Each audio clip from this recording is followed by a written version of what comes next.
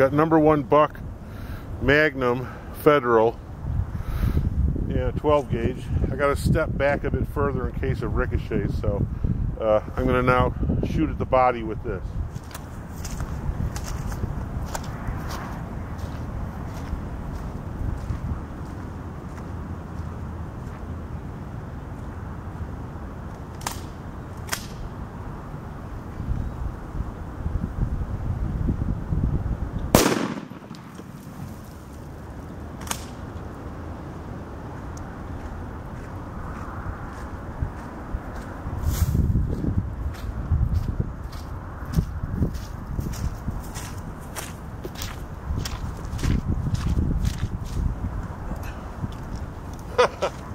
Oh yeah.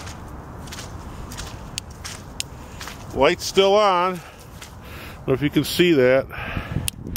Still works. I got a couple more dents here. There's another one here.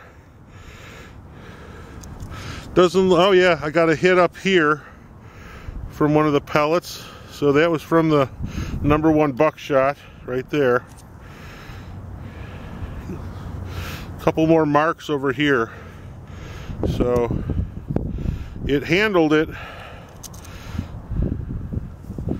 Excellent.